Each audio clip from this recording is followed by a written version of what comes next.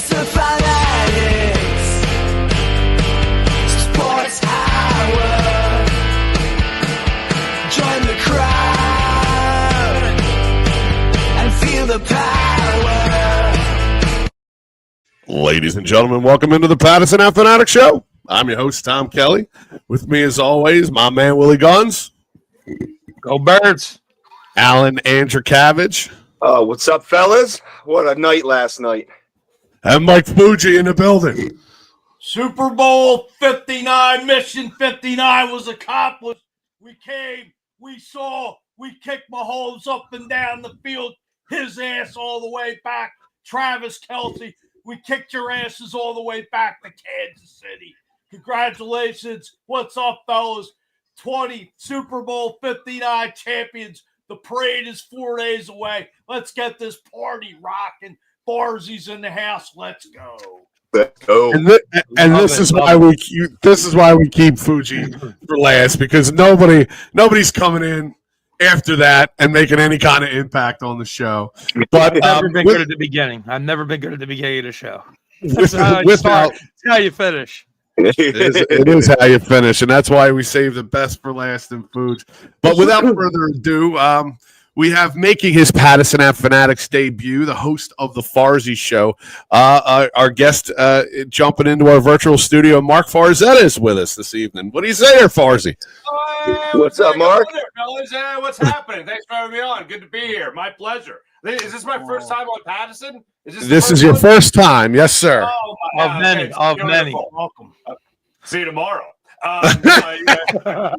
It's an honor, especially to be able to mingle with some fine people supporting the Birds in such a beautiful time to support the Birds. It's an honor to be on with you guys.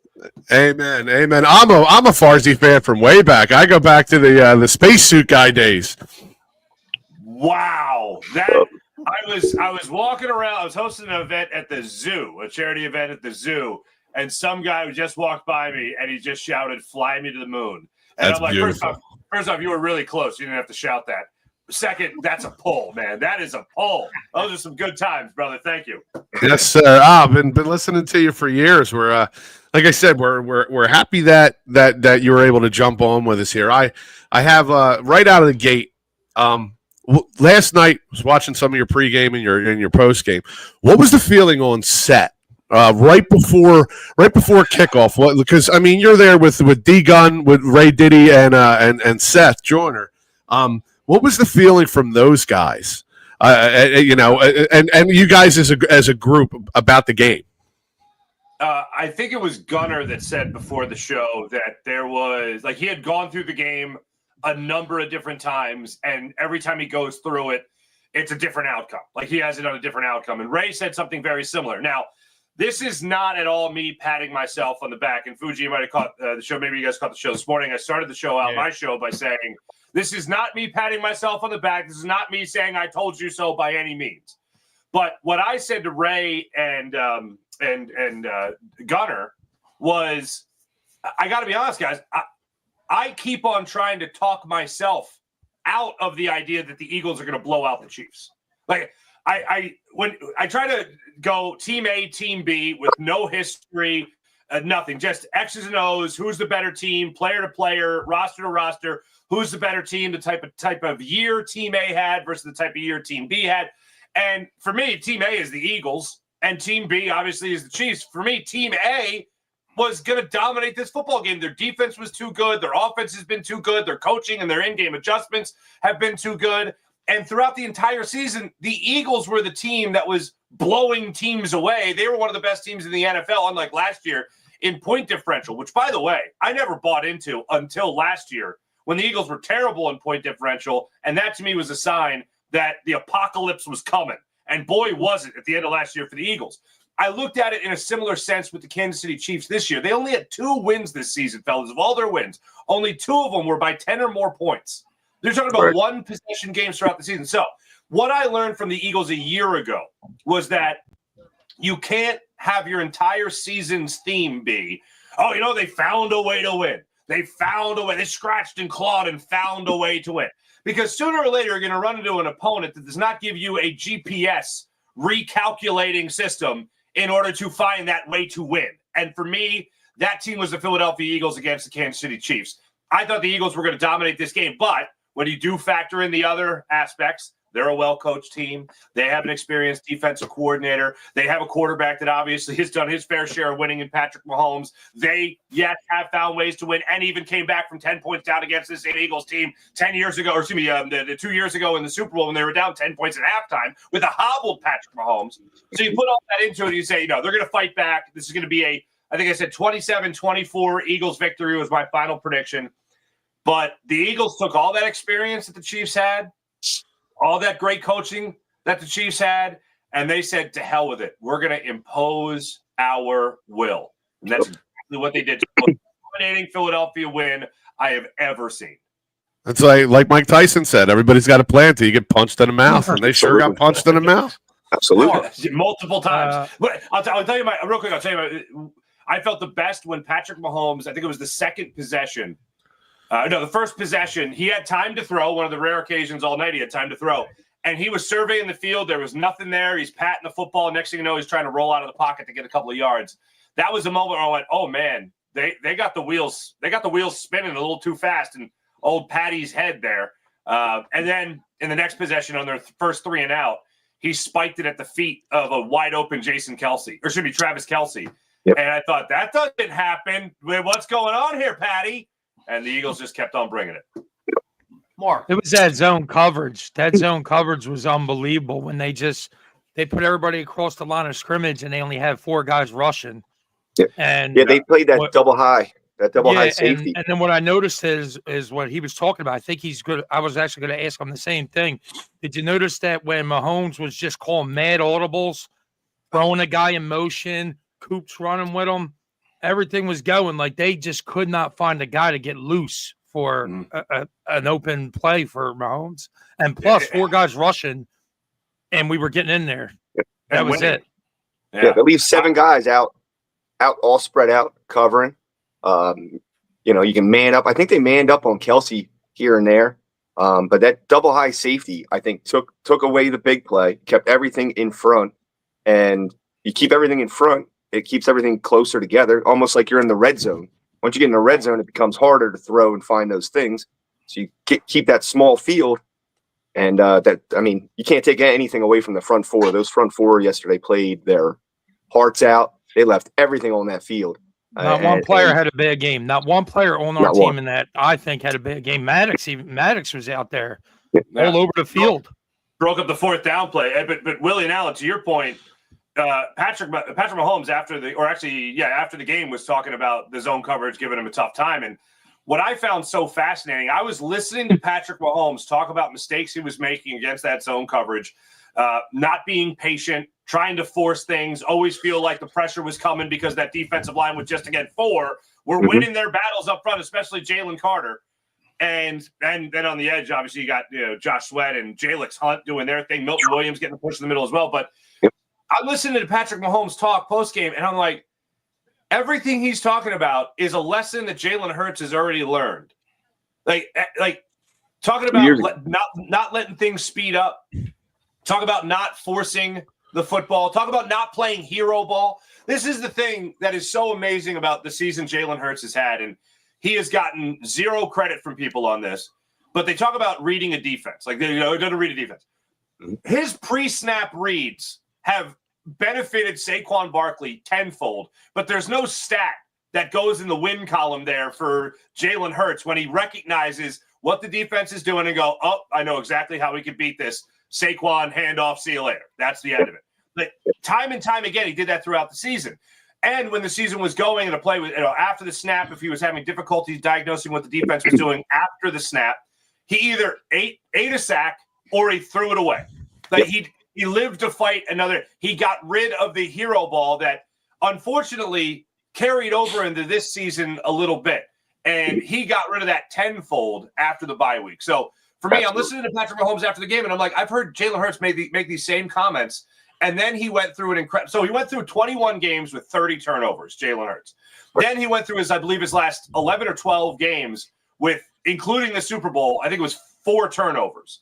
That's a pretty drastic turnaround for Jalen Hurts. So I found that so fascinating. Listening to Patrick Mahomes talk about those mistakes that he made that we used to see Jalen Hurts make.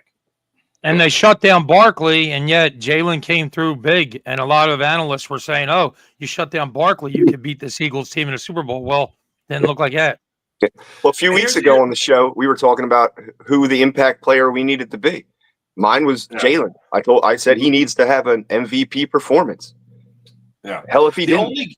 The only game that bothered me was the Panthers game, because they had relied so heavily on the run up until that point that when they tried to pass it, oh my God, it was horrible. It was one of the worst passing performances I've ever seen. Yes. And you had wide receivers not on the same page with the quarterback. You literally had Jordan Mailata, who's become one of my favorite talkers in the locker room now, talk about how the offensive line didn't know what they were doing. That the offensive line didn't know what they were doing. And that has nothing to do with Jalen Hurts. That's them not knowing plays. That's them not knowing the protections they're supposed to be in. It was unbelievable to hear that from a Jeff Stoutland offensive lineman. And then I went back and watched the All-22, and you got Devontae Smith pointing over here and Jalen Hurts pointing over there and looking at each other with their arms up in the air, and it was insane. You got A.J. Brown on a scramble play breaking away from his quarterback. That's anyone who's played Pee-wee knows not to do that.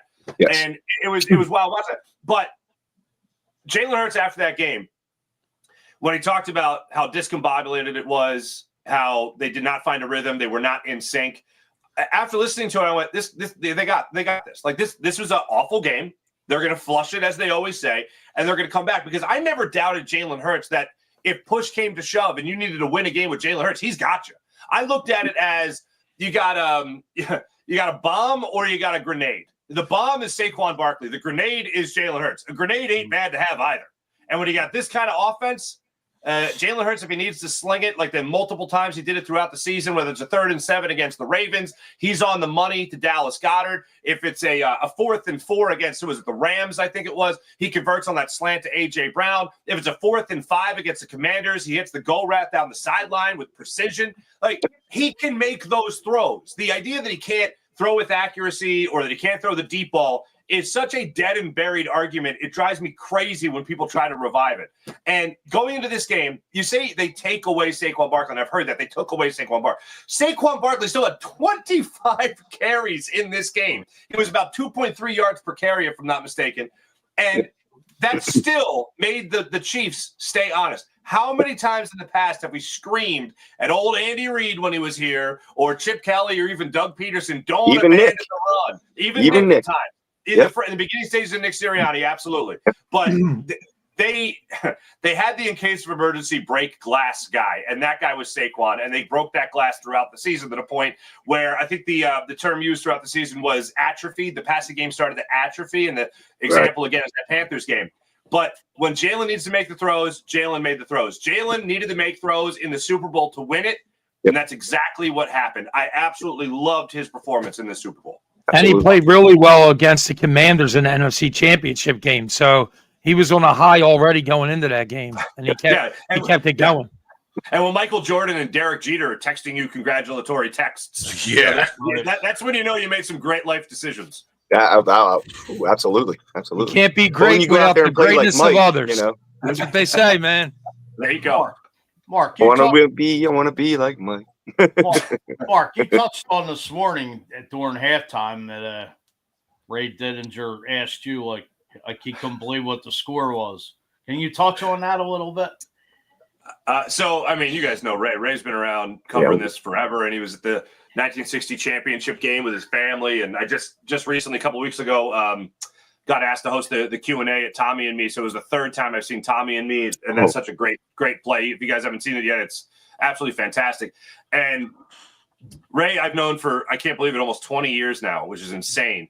And he was sitting next to me. The way we were set up was, here's the formation. Ray was to my wing. No, Ray was to my left. Derek Gunn was to my right. And it's 24-0 at halftime. And Ray just dropped his pen on his legal pad and sat back in his chair. And he looked at me and he goes, Mark, is this really happening? Are the Eagles up 24-0? Is this really happening? I go, Ray, I don't know what to tell you, man. This is absolutely bonkers. And he goes, I've been a Philadelphian my whole life, and I just always know there's another shoe to drop, but I just can't see it drop. I just can't see it dropping. And I go, I go, right. And then we started talking about 1947. We started talking about 1948. We started talking about 1949, where the Eagles made it to 3 straight NFL championships and won back-to-back in 48 and 49. And this is the greatest run by a Philadelphia Eagles franchise since 47, 48, 49, and 1960, where they won 3 NFL championships in a 12-year span. Now you're talking about a second Super Bowl championship in a 7-8-year span and 3 Super Bowl appearances. Oh, and by the way, 2 of those are with a different head coach and different quarterback than the first one you won. Like this isn't the Eagles world I grew up in. You know what I mean? This is No, it's not. My daughter's 5. Like I wanted my wife to. I was working, obviously. I wanted my wife to wake her up and bring her down so she could at least see, the final seconds of the Super Bowl. But it's absolutely amazing. I remember being on Broad Street when the Phillies won in 2008, and I remember being 26, 27 years old and passing fathers with their kids and mothers with their kids, and everyone's high fiving, and I'm just like, it's not always like this, but enjoy. This is so awesome. Oh my God, we've waited my whole life for this. And then here we are, all of a sudden, it just a phenomenal run just with the Eagles alone. We don't talk about anything else that's going on. The Eagles in their own, like you talk about the late 70s and early 80s, the Flyers winning, the Sixers winning, the Phillies winning, the Eagles going to the Super Bowl. That was one hell of a run for the city of Philadelphia. I was barely in existence yet, but it was one hell of a run. I know my history with it. And then looking at it from 2008 to now, it's wild. Somebody asked me last night after the post-game show about Andy Reid, the Andy Reid era and the Nick Sirianni era. And I said, when we went through the Andy Reid era, a lot of people, the outside influences were saying, this is still great. This is still a great spot to be in. A great spot to be. You're competing every year. It's like, yeah, but we want that parade. And Exactly. They got to the parade, and we had to hear about a quarterback throwing up. We had to hear about a team that didn't want to pay their wide receiver that came back from a broken leg to make sure that he was playing in that Super Bowl. And that just blew up. And then out of nowhere in 2008, they go back to another conference championship, lose. We go through the fool's goal to Chip Kelly. The success of Andy Reid in that era, people told us, cherish it. Well, when they finally moved on, the greatest run in the Super Bowl era of the Philadelphia Eagles started officially when Chip Kelly got fired. But there was a much better world in front of us, and who would have thought that? Right. I love it. Drafted Jalen Hurts was huge. Let's think about this. Let's think about this. The draft, if you're going to sign a quarterback to what it was $60 million guaranteed with Carson Wentz, if you're going to sign that quarterback, and then right after that, you're like, all right, the ink on the contract isn't even dry yet. And you're like, all right, let's take a quarterback in the second round. Anybody who booed that pick and that decision, you were right.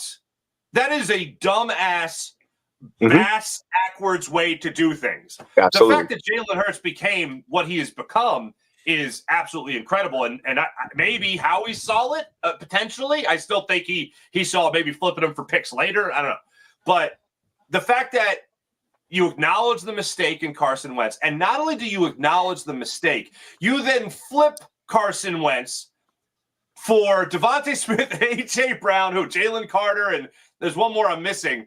Like, all these picks wound up because of Carson Wentz being traded. The pick for Cooper DeJean, right? Cooper DeJean. That's the last one. Thank you. Yep.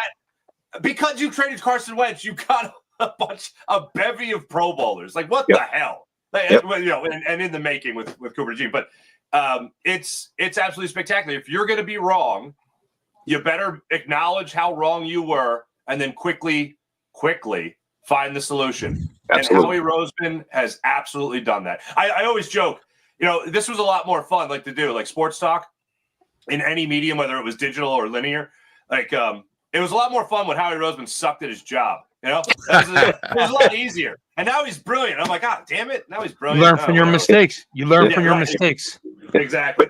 But now we can sit back. We can look at this team after winning this game and look at our contract situations, look at the young talent that is already under contract, for a good amount of time. We got our quarterback, both wide receivers, the running back. I believe the offensive line is pretty much signed, sealed, and delivered. We got a few guys on the defense where we might have to finagle. I know Zach Bond is one of them guys who's a 1-year deal guy. For a guy who couldn't get on the field in New Orleans and then is an All-Pro here in 1 year is pretty darn amazing. I like that. I would like to see him back if that is all possible. What do you? Oh, What are your please. thoughts on how we are set up for the future? Since Good question, Alan. I can't wait to hear this. You have the youngest defense in the NFL. You have the youngest defense in Philadelphia Eagles history, especially when Nakobe Dean is healthy. The youngest. Oren Burks knocked it up a couple of tenths of a year. I don't know, but the youngest that you've ever had. I would be flat out shocked if Zach Bond was not a Philadelphia Eagle next year. You can't find a guy like that, make him into a defensive player of the year candidate, and then go, "Hey, thanks for your service." No, this ain't TJ Edwards. This ain't Alex Singleton. This ain't Zach Cunningham. Remember pining over Zach Cunningham? Hope he'll be healthy for the playoff. Hope Zach Cunningham will be healthy, because he's Lawrence Taylor. We can't go through this again. You can't discover this great linebacker, inside linebacker. Give the video to Vic Fangio saying, "I think we got a new off-ball linebacker and special teamer," and Vic Fangio go, "Actually, I'll do you one better. I think we got our new inside linebacker." And then he plays at the level, and then you just let him scurry off to the next. Hey, look, Eagles are going to have to pay. Eagles are going to have to pay. Here's the way. Now, Mekhi Becton played great, and I'm a big Mekhi Becton guy, and he's got to get re-signed, all that stuff. But you got Jeff Stoutland. You invested a high pick in Tyler Steen. I wouldn't be shocked if Mekhi Becton did not come back to the Eagles, and that might be the right decision. I'd love for him to come back, but not at the expense of Zach Bond. Right. And I look how he's going to wheel and deal as far as in-house stuff goes. Contracts are going to be adjusted. I wouldn't be surprised at all if Jalen Hurts, Mr. Main Thing, the main thing, keeps the main thing with the money factor of it. Not that he's going to take less money, but move money down, like everybody has done. Peyton Manning has done it. Tom Brady has done it. Tom Brady did it. If you want to keep the guys together, then you have to be flexible. I wouldn't be shocked if Lane pushed more money to the back end of his contract again. That's something that hasn't happened before. You got young guys here. Jalen Carter, Milton Williams, I'd love to see back here as well. There's going to be a really just like we usually think about Howie Roseman wheeling and dealing to bring people in. This is going to be more of Howie Roseman wheeling and dealing to keep people together. It didn't work out the last time he did it when a lot of people wanted Darius Slay to come back. It worked out to a point. Obviously, he was on the Super Bowl roster again. But James Bradbury, that a lot of people were excited. That didn't work out, unfortunately. Chauncey Gardner-Johnson, they thought was expendable. He goes to the Lions. They bring him back as fast as possible. Thank goodness for that. Absolutely. It's going to be a lot of wheeling and dealing for Howie Roseman to keep this team together as opposed to adding to it. Okay. Right. Perfect. One last question for you, Farzi, before we let you get out of here. And again, we appreciate your time. We implore everybody to go check Big out time, the bro. Farzi Big show. time. I love your passion, man. You have the same passion we have. It's amazing. It's espresso. It's pints and pints of espresso. That's all it is. I was wondering. This morning when you did the show. I'm like, did he just? Because you were in the shirt. I think you were in the shirt from your suit that you wore to the pre and post game show. It looked like. I'm like, did he just roll in the morning and then just jump in front of the camera? No, I am such I don't know what the word is. I always change. I never wear the same one. I don't think I wear the same. No, don't tell him that. Yeah, I know, right? No, I wore definitely. It's very close. It's very similar. It's a very similar striped pattern. Gotcha. Okay. But I was like, man, this guy's a pro. You are you going to ask him about Myles Garrett? Is that what you were going to ask him? No, I wasn't going to ask him about Myles Garrett. What I was going to ask him was, where does this put Jalen Hurts? Where does this put Jalen Hurts as in the lore of all time Eagles quarterbacks now? The guy's been to 2 Super Bowls. He's the best Eagles quarterback they've ever had. Number one. This is number one. Unless you want to. Hey, look, I'd love for someone to argue with me like Sonny Jurgensen. Right, Norm Van Brocklin. Yeah, I want to go back, but Ray would argue with you. Ray might actually fight me. Like he might get fired. No, you haven't seen him when he's angry. No, the greatest guy ever. Look, growing up, I loved Randall Cunningham. Like I told a story recently about when Eric Allen got in the Hall of Fame, last week. I remember sitting on a sofa of a house my parents were about to buy. They were doing the paperwork, and my brother and I were sitting on the sofa watching an Eagles game, and it was the first Eagles game I ever watched. I was like 10 or 11. We were just moving back to the area, and I remember watching Randall Cunningham look awesome, and then he gets hurt. Eric Allen has the pick six against the Jets and gives the ball to Randall Cunningham. I'm like, oh, they must think this guy's awesome too. So I just always loved Eric Allen and Randall Cunningham. Right. When Donovan came along, I was like, wow, this is the next step. This is what Randall could have been and should have been in Philadelphia if he had an offensive coach for longer, that whole thing. And then you win on the guy that caught lightning in a bottle, maybe more so than anybody in an NFL career, Nick Foles. 27-2, and then all of a sudden he outduels Tom Brady in the Super Bowl. What the hell? All right, fine. Whatever magic sorcery he has, fine. And then Jalen Hurts comes along, and I really don't understand it with people how you could be a Jalen Hurts hater. Like, I don't get it. Like, I just don't understand. Like, I critique Jalen Hurts like I would any quarterback ever, and I get labeled a hater. And I'm like, I don't think any hater is saying they want him to sign a 10 or 15-year contract extension with the Eagles because, don't we want the main thing to be the main thing? Like, if Jalen Hurts was the quarterback with T.O., I think they iron that out. You know what I mean? Yeah. Like, I don't think he's getting jealous of T.O. chants in the stadium. I don't think he's getting jealous of all the accolades that Saquon Barkley got this year. He's just sitting there lying in wait saying, when it's my opportunity, I'm going to cash in. Not literally with money, but I'm going to take advantage of every opportunity that I get. And that's exactly what he's done. And I it's one of those things. And I don't know. I know there's people in the world that are hard laughers. Like they don't, it's really hard to make me laugh. You know what I mean? I'm pretty easy, I guess, in that regard. I love to laugh. I hope somebody says it at my funeral one day. But when Jalen Hurts took the MVP and Super Bowl trophy, the MVP and the Lombardi trophy today from the takes a picture with the commissioner. They put the trophies down on the table, and they're like, hey, Jalen, can you pick up the MVP award? He holds the MVP award. Hey, Jalen, can you pick up both of them? And he goes over to the table, and I'm going to be showing this clip on my show tomorrow. He goes over to the table, picks up the Lombardi trophy and the MVP trophy, and he just, like, in that stone face that he does, he, like, picks it up, and then he does this. I'll try to pantomime this the best. Picks it up, comes over, and just smiles. It's big. Like, and in that moment, I just laughed so hard because I thought it was the perfect gift to be like, dear haters, and then that gift. And then love Jalen. Like like that was like to me, a guy that says he's keeping the main thing, and then backs that up consistently. That's somebody special to have. A guy is like, let's talk about the most important thing. As talented as he is, I was referring a lot because I watched a lot of basketball too. Like Tyrese Maxey having like a Hertzian leap from his first year as a starter to his second year as a starter with the Sixers, and now you look at him as an all-star. Jalen Hurts. I have never in my life seen a guy talk about getting better, ignore all the outside noise. And his quote at the time was, I'm above it all. When the conversation was being had about trading for Deshaun Watson, when the conversation was being had about getting Aaron Rodgers or Russell Wilson, and he kept on getting asked about it at training camp, what did he do? He just goes, oh, I'm above it all. I'm above it all. Out there is what I can control. What I say here is what I can control. What anyone wants to do in that building, I can't control. So I'm just going to be here, getting ready, working hard, and making sure I put this team in the best possible position to win football games. Like, I'm sorry, how are you not an instant super fan of that guy that talks like that? I thought that's what we loved in Philadelphia. And for some people, they haven't kept the main thing. They want to talk about 150 passing yards in a game. They want to talk about 300 yards, never getting it, that kind of thing. I look at a guy that just says, no, there's one stat. That's one stat, and that's your record. And that's the only thing. However you get there, it doesn't matter. Just get the W's, avoid the L's. Yep. Absolutely.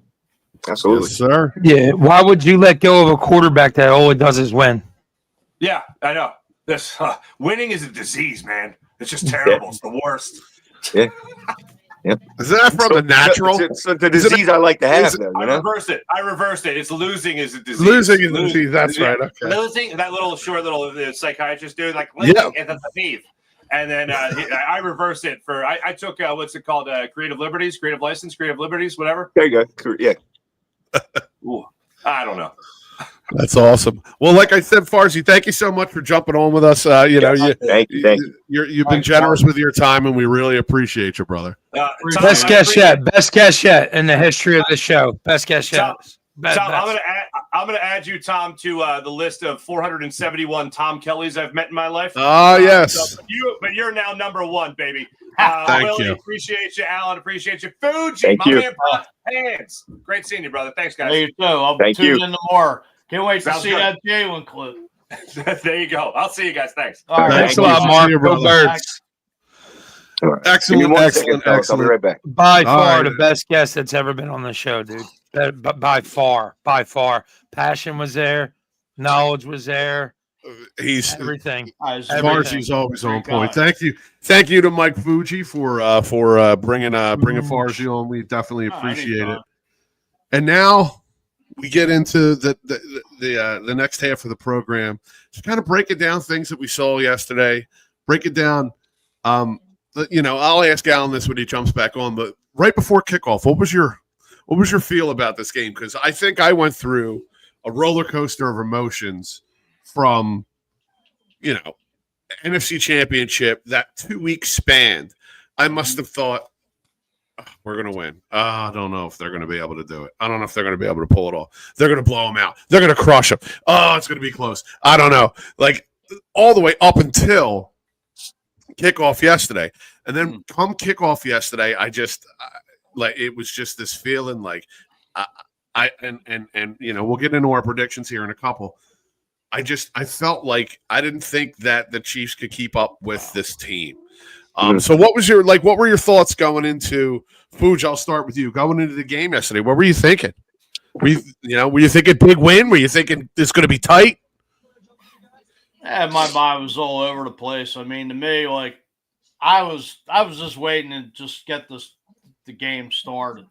Like you said, 2 weeks went by. It was like last week with all the opening night and all the press, all the guys being interviewed, and I was just like counting the days down. Like, all right, 6 days, 5 days, and so Yep. on. It was just like let's just get the damn game rocking and rolling already. Yes. The emotions started to get high. It was like 6 o'clock, and I'm like, can we get this damn game started? It seemed like there was It was another just musical dragging. act. Like I'm like, what are they going to bring out? A magician's pulling doves out of his sleeve next? Like what? Like, Like David Please. Copperfield or something. That's what AJ Brown was saying over and over again, is that you can't let all that stuff get to you. You got to be ready. That's what he was We saying, agree. because We all that agree, stuff Norm. can Totally. throw you off your game. Oh, yeah. Oh yeah, So, Alan, yeah. What were your thoughts? Yeah, leading up to kickoff last night. Dude. Like always, dude. I was nervous as hell. Sitting in my chair, my legs shaking, my legs go up and down. Can't stop. Kickoff finally happens. Birds start off slow, like normal. It's okay. All right, no problem. KC gets the ball. We stop them. We force them to punt. We get it back. And the rest took care of itself after that. Yep. Right. And when we stopped the Chiefs on that first drive, that my confidence level skyrocketed. Okay. And then when we fast forward to that pick by Cooper DeJean solidified it, that my nerves were gone. I was just in for the ride, and let's see how far we can take it. And they took it as far as they could, baby. That set the tone right there. I mean, you go like you touched on TK a couple weeks ago. When we beat Minnesota back in 2017 when Patrick Robinson picked that off, took it to the house. I mean, that just took the wind out of the sails of Kansas City with Cooper DeJean and Minnesota with Patrick Robinson. Like almost Absolutely. identical. So And then on the next possession, he throws another pick to Zach Bond. The very next possession. So confidence was crushed there. They're showing them all, showing Kelsey and everybody on the side, and their confidence was crushed. We demoralized them. 100%.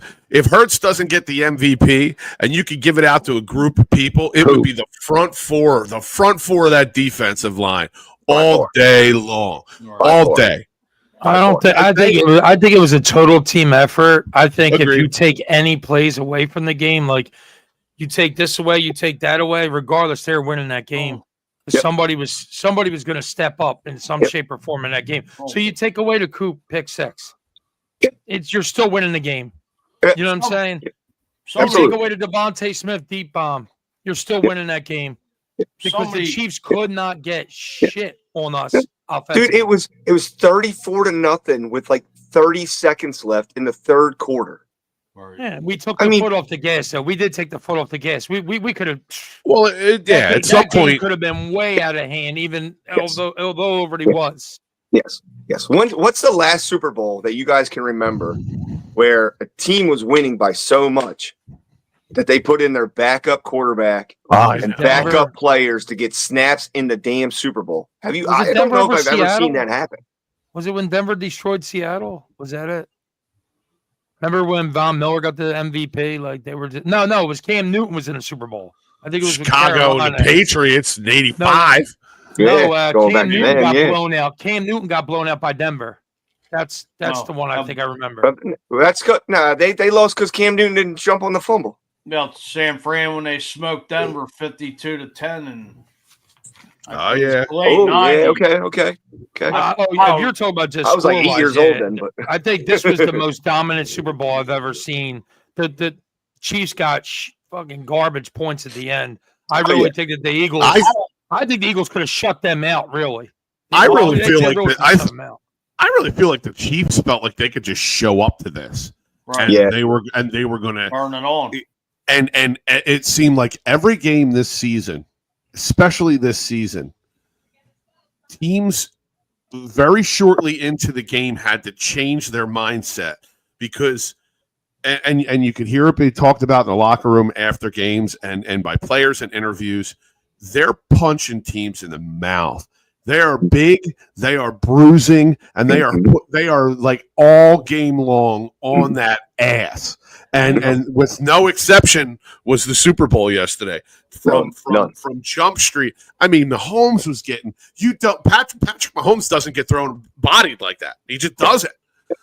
The last time he lost in the Super Bowl against Tampa Bay, they did the same thing. They got after him. They were in his face all night long. I think he he ran for like 300 yards behind the line of scrimmage in that game. Right? That's what we did with 4 guys, fellas. With 4 guys. We never sent a blitz.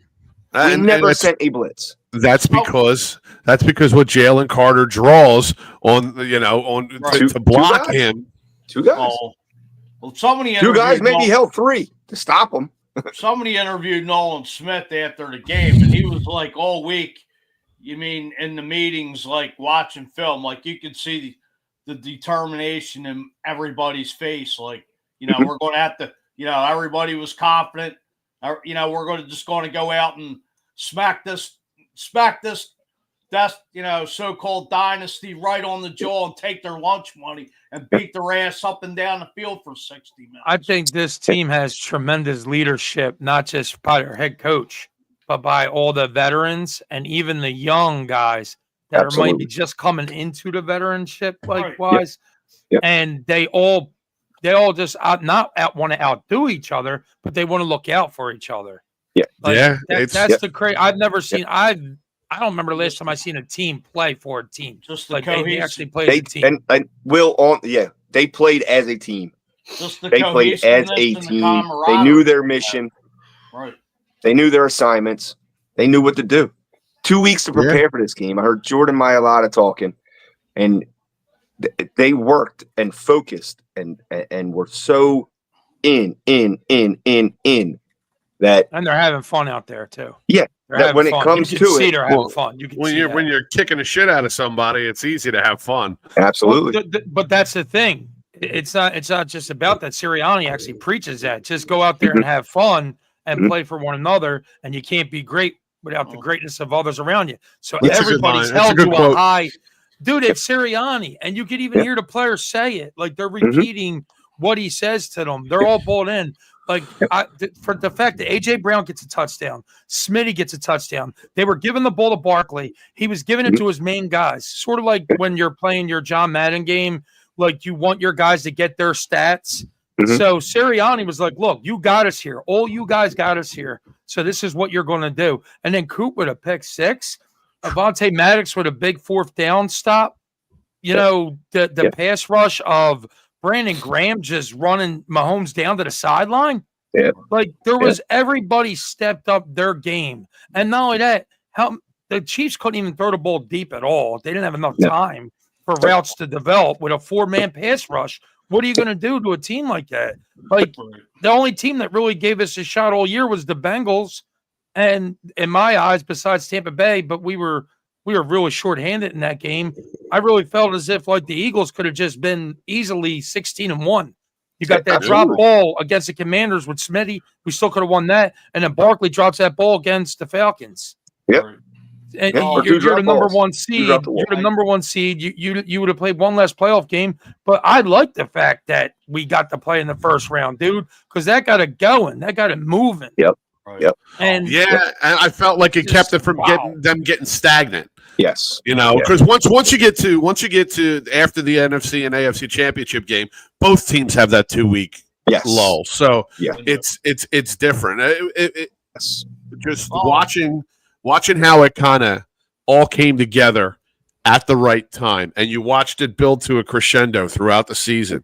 And then by the time they got to the playoffs, it was almost like they were still working kinks out. And by the time they got to yesterday's game, there wasn't much that was going to stop them. You got to think about it. Yeah, there wasn't anything that was going to stop them, except a hurricane. Josh Sweat was, I don't know if he'll be back, but I mean, he showed two and a half sacks yesterday. He showcased his talent, you know, where he's going to get paid. Oh, absolutely. Dude, he was pushing linemen into Mahomes. Like he was collapsing the pocket. And I wonder if that was also Fangio saying, hey, look, you might not get the sack, but you're going to take Mahomes' comfortability away by putting pressure on, even though you're engaged with a blocker. That's what happened with the Zach Bond pick. The dude got pushed into him as he was going to throw the ball. Yeah. Right. Ball came out funny, and Bond was right there for it. Just talk about the season itself. You have, obviously, Blankenship's been here for a little bit now, not too long, but he's a walk-on. So you get a guy that's a walk-on. You get 2 rookie cornerbacks that play out of their damn minds. Yep. Okay? Yep. You get C.J. Gardner-Johnson back that's a damn animal that doesn't take off on the play. You got Nolan Smith that stepped up with his pass rush and his lateral movements on the sides. Like, that's the reason why quarterback really couldn't get many rushing yards on us when we played against the scrambling quarterbacks. Then you got Burks that stepped up on special teams, then to having the start when we had injuries. Dean was already running shit. Jalen Carter steps up. You got Milt Williams. Like, that's huge that he stepped his game up. Then in the Super Bowl, Dotson starts showing up. You got Goddard that's always a number one tight end. I mean, he's just a number one tight end. I think any team in the league would want him as their number one tight end. Goddard's that damn dangerous. And you got the offensive linemen that are just, man, they just love the block, bro. They like love it. Hey, fellas, on a fun note, it's been just too good of a team. On a fun note, it's been how many years since the Cowboys have won a Super Bowl? 30. But don't worry, because Dallas finally got one yesterday. Yeah, I saw that. That's awesome. But like I was saying, like the team, I never even was scared about any team all year long that we were playing. I felt like we could beat every single team that we played in the show. We could have been 16-1. Like that Tampa Bay game, we were shorthanded. It just all lines up to where this team could have had a 17-0 season, but obviously injuries and just a team sometimes getting lucky penalties called and stuff. But start to finish, this was a team. Everybody knew that they were animals. They knew that they weren't underdogs. They were the big dog. And they showed it all year long. You got the number one defense. You got Jalen Hurts that didn't turn the ball over much at all. He was a great game manager. His deep ball was on the money. He had to share the ball. Like when you have so much talent, you're not going to get A.J. Brown getting 1,500, 1,600, 1,700 yards. You're not going to get Smitty getting that. They're going to get both over a little bit over 1,000. They're going to have key first down grabs. You're going to have Barkley that's going to get his 2,000 yards rushing because that's killing the clock. Oh, wow. So start, like I said, start to finish. Best team in the NFL all year long. I don't care about anybody. I knew that this team was the best team in the NFL all year long. All year long, they had it. I got a text from Bleacher Report that there's 126 million viewers that watched the Super Bowl last night. 126 million. That's a lot of viewers. So real quick, let's get into our predictions. Let's get into our predictions from last show. Will, you had some stuff going on. You couldn't make it on the show last show. So the final score of the Eagles-Chiefs Super Bowl was 40-22. Mike Fuji came in at 30-23. Allen came in at 35-24. And I measly little 38-20.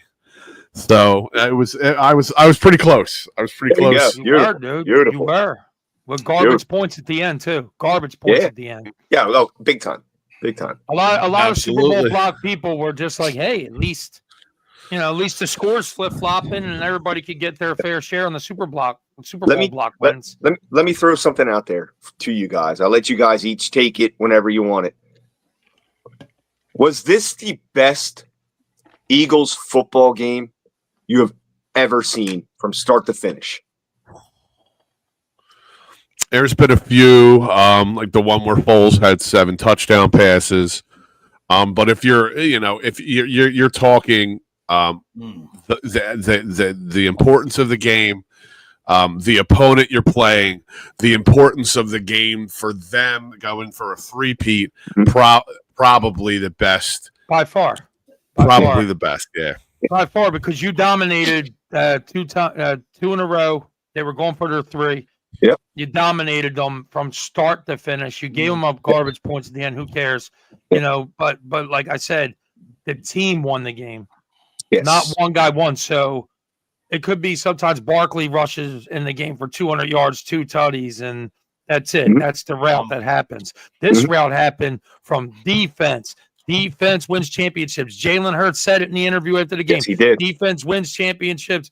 This defense is on its way next year to be feared.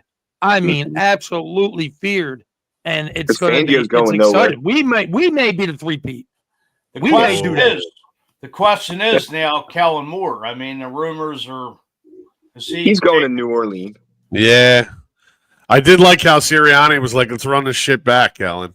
I would hope that his understudy would be good. I don't know his name or whatever, but I would hope maybe his understudy. The quarterback. That's who he is. Yeah. He may be all right with that. He learned the system. I'd say keep the system. It works. Yes. Yes. There are rumors about Frank Reich coming back. Since my God, I would take Frank Reich. Jalen Hurts can really benefit from him. So I wouldn't mind that. That's actually a very damn good rumor. Hopefully it comes true. Maybe in a secondary position. Maybe not straight up with Frank Reich. I don't know if I give him the coordinator position. Maybe he's assistant to the coordinator and can work, specifically, I don't know.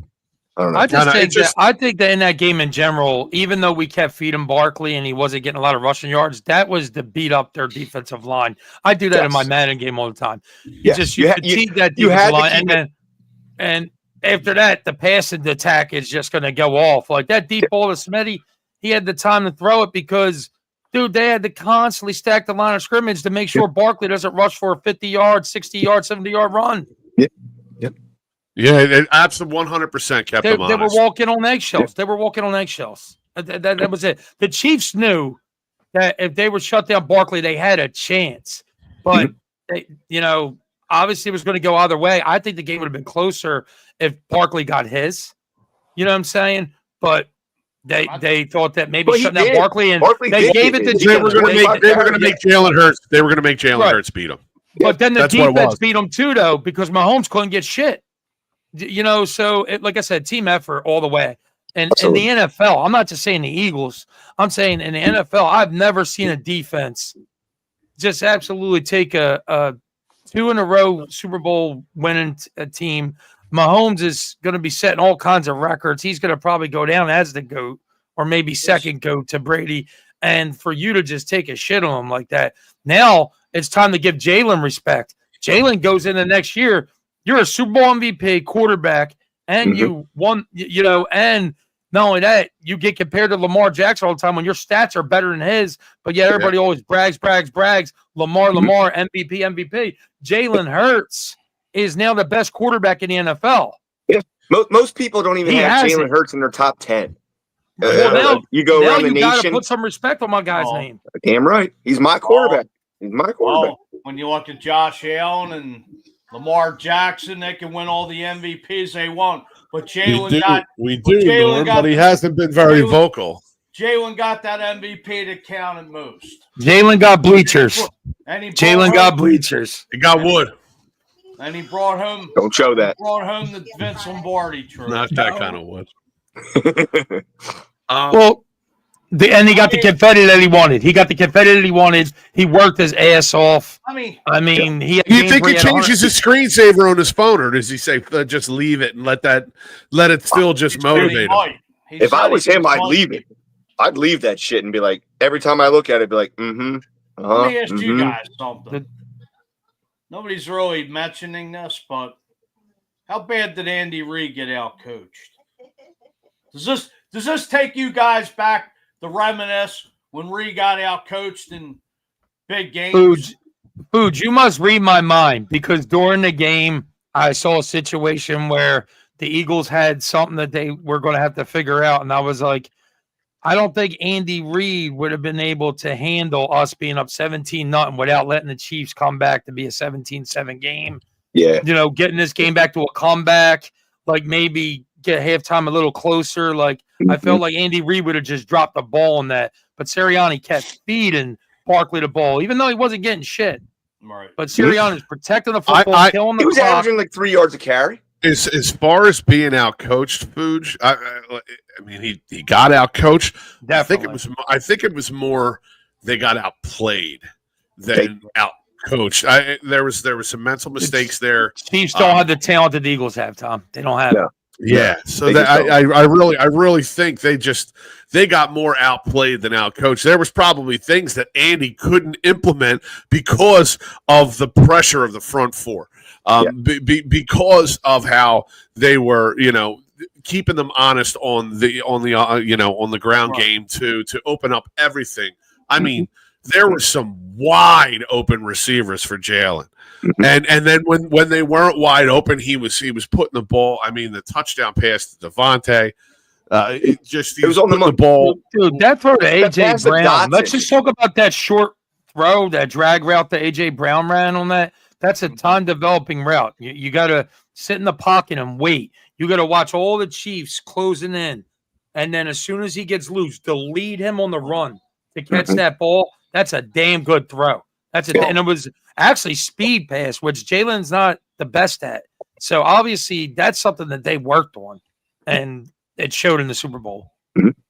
Well, even Spags just didn't have no game plan for the Eagles. I mean, Kellen Moore just ran just a great game. Yeah. Well, Spags thing was too much stop the run, and he was going to make Jalen beat us. And that's what they did. They slowed down the run, right? Jalen had 72 yards. Saquon had 57. So, I mean, they still, right, for a defense that's all playoff long, didn't give up 100 yards rushing. They did to us. It might not have been to Saquon, but in total, they gave up over 100 yards rushing. Finally, in the playoffs. Yeah, but did you see the clock management, man?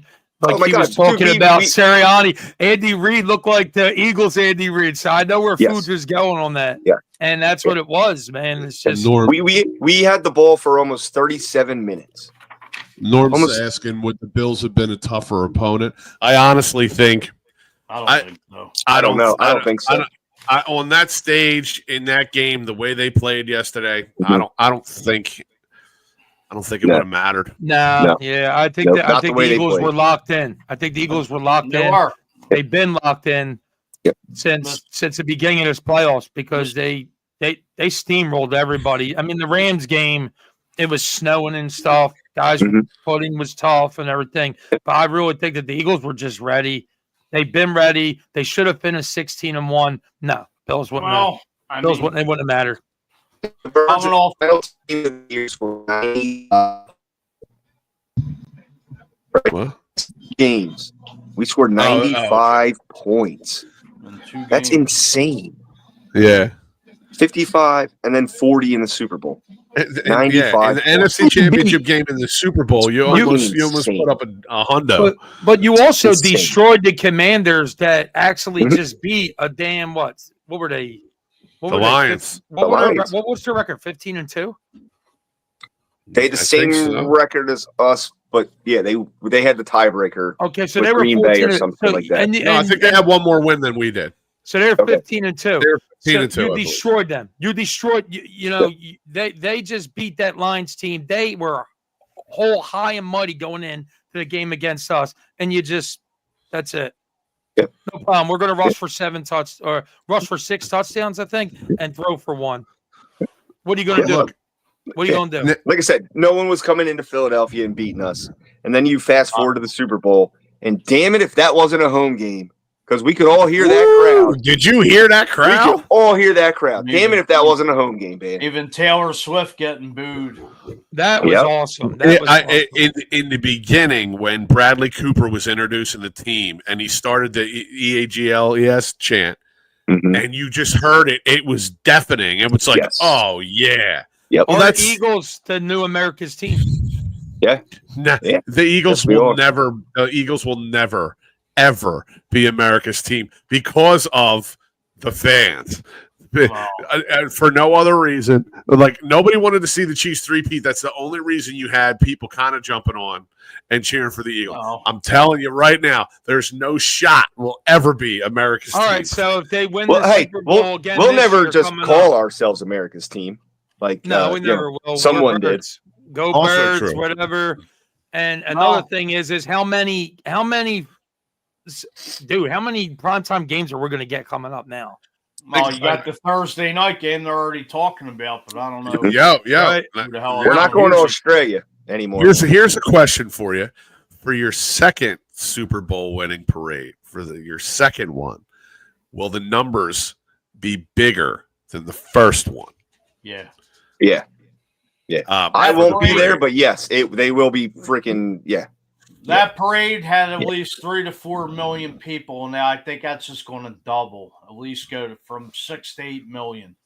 No lie. Yeah, Please. because social media is different now. Social media is even Mhm. bigger than it ever has been. Yeah, but Mhm. You know, gotta- so yeah. you got to remember, like the younger generation were just little. You know, Yeah. 7, 8 years. They'll ago, be there. now they're- Yeah. right. Yeah, Plus, they're all Yeah. older now too. So yeah. My son. My son was 7 when they won it. Now he's 14. All I'm saying is Norman said smaller. Half the fan Ah. base is in jail from Super Bowl night. quiet there, Commanders. Oh man, poor Norman gets a hard time for being a Commanders fan. They had a good season. They won't have to be to court till Monday, so I'm sure they'll get I out think- and they'll be at the parade I on think in Friday. this Post bail. offseason, I think Yeah, in this yeah. offseason, a lot of teams are going to try to result to trying to get a better defense going. I think the Eagles are starting something here. That Mm. defense definitely wins championships, and teams got to stop trying to be the greatest show on turf or whatever have you. Like I think that it's defense now. It's defense. Yep, Well, let's here's- bring it back to Smash Mouth football. Hey, please, hey, Barkley, day. Derrick Henry rejuvenated the running game. Smash they mouth did. football. Yep. Yes, they did. It's almost a throwback. It's running backs became really important again this year. You could Josh Jacobs, Derrick Henry, Saquon Barkley going to different teams and thriving, and then you couple that with the Eagles. Eagles won with defense. I mean, their offense put up numbers too, but they shut down the Chiefs.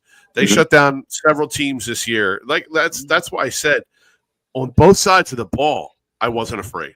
Right. You know, sometimes you're like 7 years ago in the Super Bowl, oh man, you know, our offense is clicking, but we gotta try to contain Brady, and it's different. Look what they did. Look what we did against the Bengals, dude. Burrow was on fire. Burrow was having a great year and everything, and they were close. The Bengals had a shot against us. Then Coop follows Chase in motion. Yep. And he catches that little pass. He gets that first down. That drive could possibly be it. Yep. And Coop shut him down. Coop friggin' truck stick friggin' Derrick Henry. Yes, he did. Yes, he did. And not to mention Zach Bond would just never let a running back run around the side ever. Yeah. Like you're not getting those stretch plays on us, dude. Yep. It was just they just from start to finish, our defense was just out there having fun. And I do remember sometimes it's always like, oh, what's the defense going to do to prevent shit, whatever it's going to happen. But late in the games, the Eagles' defense was just not letting teams get back in, man. Yep. They were they were punching them in the mouth over and over again. And Jalen Carter, the later the game gets, you start to forget he's out there. So you accidentally forget to double team him because Sweat's killing it. I know, right? Sealing track. The hills have eyes. The hell's it? Oh, I'm going to say this. I'm going to go back. Not from you, Alan. Not from you. I'm going to go back to 1960. We beat the only team to beat Vince. The only team to beat Vince Lombardi were the Eagles. We beat Brady and we beat Mahomes. Exactly. Dude, that's what we do, man. That's what we do. So what's next? Here goes my question. Do you think the Chiefs are going to be back in the Super Bowl, or do you think that there's going to be another AFC team that makes it? This is dependent, I think, if the Chiefs, they got to make moves. They got to make moves. The Eagles played the blueprint on how to beat Kansas City and beat them up and down the field. Yep. I see KC taking a step back. You know, Here it is. Yeah, definitely. I see them taking a step back. Thinking maybe Baltimore next year. I don't think so. I think Lamar's a choke artist. I think it's either going to be Buffalo or Cincinnati. No, man, Cincinnati can get back on the train. They'll be all right. They had a rough one this year, but Eagles got a tough schedule next season. Buffalo, Kansas City on the road. Like the Rock said, just bring it. Just bring it. I think that Myles Garrett is already saying he wants to be on our team, and so is Max Crosby. I mean, you already have a great defensive line, but you add that. You have Jalen Carter and Myles Garrett. That's disgusting. I'm not going to mention everybody else. I mean, no one's. It's just them. I know we're going to get out of here, but what do you give up for Myles Garrett? What draft picks do we have going in April? Because nothing. He's a free agent, isn't he? No, I think you have to trade for him. He wants. Oh, he's still under contract. Yeah. He requested a trade from. Okay. The draft's only like 2.5 months away. I mean, crazy. Like the Eagles really don't have. Oh yeah, we got to do a draft show, bro. We got to do a draft show. Well, we definitely will. Well, this is what happens when you play the last game of the season. You're that much closer to the draft. And by the way, once again, a shout out to Farzetta, dude. That was a great guest. Absolutely. Please check out the Farzy show with my man Mark Farzetta. He's always on point. Yes, sir. Yes, sir. Well, listen, it's it's been great so far. The Birds are Super Bowl champs. For Willie Guns, for Alan Anchikavich, for my man Mike Fuji, I'm Tom Kelly. This is the Pattison Ave Phanatics show, and we're out of here. Turn on the sports show tonight. TK's got the energy right. Willie Guns take us to the fight. Pattison Ave rocking the night. It's the Phanatics.